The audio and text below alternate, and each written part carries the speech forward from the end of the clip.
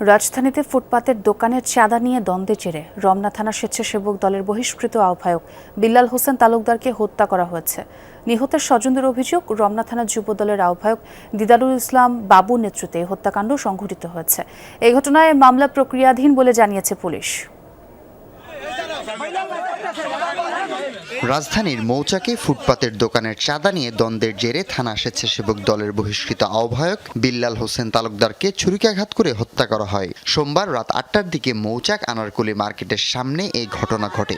সারা জীবন জেলের ভিতরে খালি গেছি আর আইছি কষ্ট করতে করতে। নিহতের স্বজনরা জানান, সন্ধ্যায় আনারকুলি মার্কেটের সামনে কয়েকজন মিলে প্রথমে বিল্লালের ভাগিনা মোবারককে মারধর করে। এই ঘটনার পর মোবারক তার মামা বিল্লালকে ডেকে আনেন। এরপর আনারকুলি মার্কেটের সামনে ওই মারামারির ঘটনার সালিশ বৈঠক হচ্ছিল।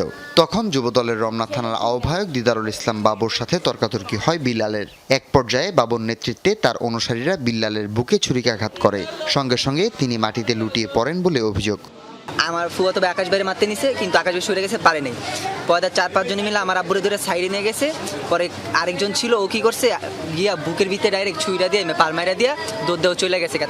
শরীরের কোথাও আঘাত করা হয় নাই, মারার জন্য মৃত্যু নিশ্চিতের জন্য একবারে হাড়ের উপর আঘাত করা হয়েছে, মৃত্যু নিশ্চিত করা হয়েছে এবং তাকে ডেকে নেওয়া হয়েছে। এবং তাকে ডেকে নিছে কে? রমনা থানা যুবদলের আহ্বায়ক বাবু। আমরা এটা সুস্থ তদন্ত করে আমরা যে করছে তার ফাঁসি চাই। মামলা আমরা বিটল পরিবারের সাথে আমাদের কথা হয়েছে। আমরা অভিযোগ প্রাপ্তির সাথে সাথেই মামলা গ্রহণ করব। আর মামলা গ্রহণের আগে থেকেই আমরা কাজ শুরু করেছি এবং যারা এই ঘটনার সাথে সম্পৃক্ত তাদেরকে যাতে দ্রুততার মধ্যে আমরা আইনের আওতায় নিয়ে আসতে পারি সে ব্যাপারে আমরা খুবই বদ্ধপরিকর। এই ঘটনায় যুবদলের রমনা থানা কমিটি বিলুপ্ত এবং অভিযুক্ত বাবুকে তাৎক্ষণিক বহিষ্কার করা হয়েছে। এর আগে গত 3 সেপ্টেম্বর একটি বাস কাউন্টারে হামলা ও ভাঙচুরের অভিযোগে দল থেকে বহিষ্কার ও গ্রেফতার হন নিহত বিল্লাল হোসেন। হাসিবুল করিম বিজয়, যমুনা নিউজ, ঢাকা।